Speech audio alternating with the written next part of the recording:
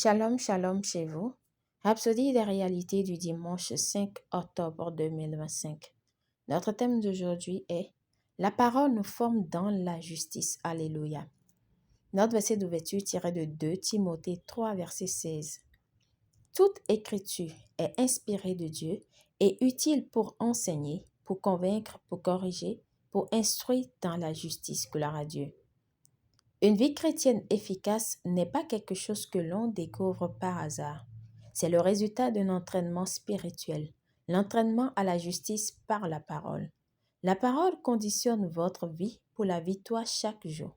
C'est pourquoi les Écritures nous sont données, non seulement pour nous informer, mais aussi pour former votre personnalité, conditionner vos pensées, bâtir votre vie et entraîner votre esprit à discerner la manière dont Dieu fait les choses. Alléluia.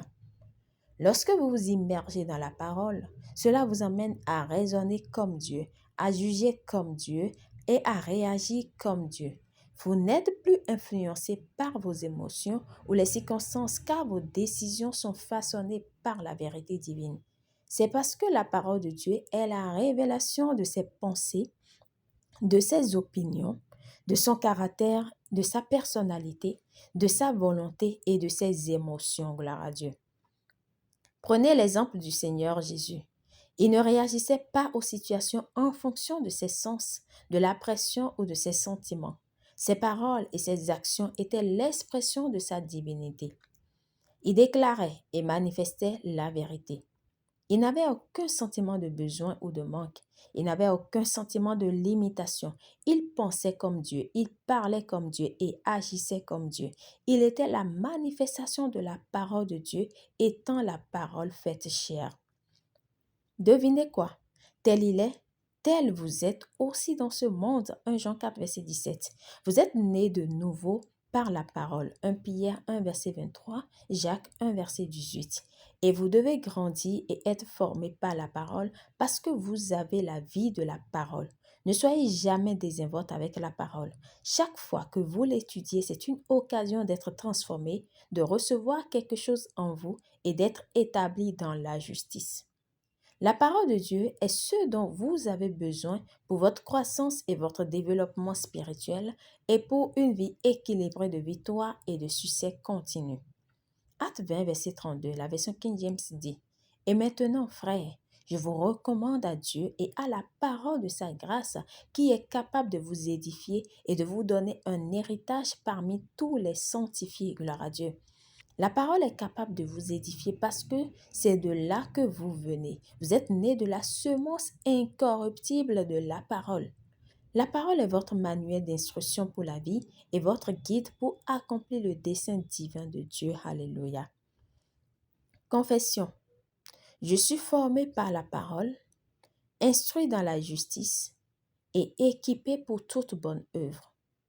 Je fonctionne avec une perspicacité et une précision divine.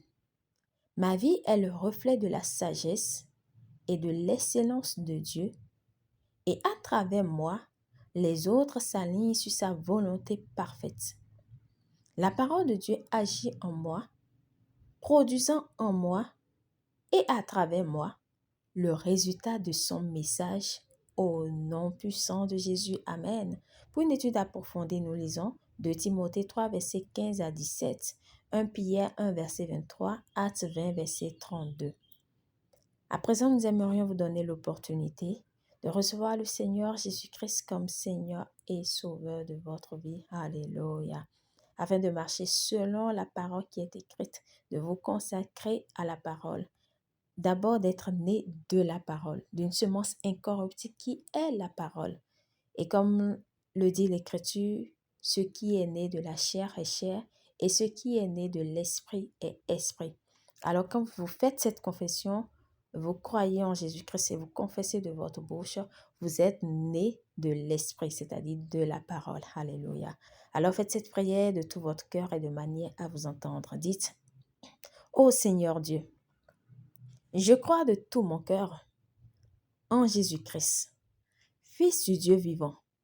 Je crois qu'il est mort pour moi et que Dieu l'a ressuscité des morts. Je crois qu'il est vivant aujourd'hui.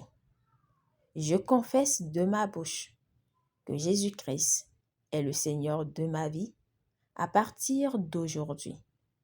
Par lui et en son nom, j'ai la vie éternelle. Je suis né de nouveau. Merci Seigneur d'avoir sauvé mon âme. Je suis désormais un enfant de Dieu. Alléluia. Félicitations si vous avez fait cette prière, vous êtes désormais un enfant de Dieu.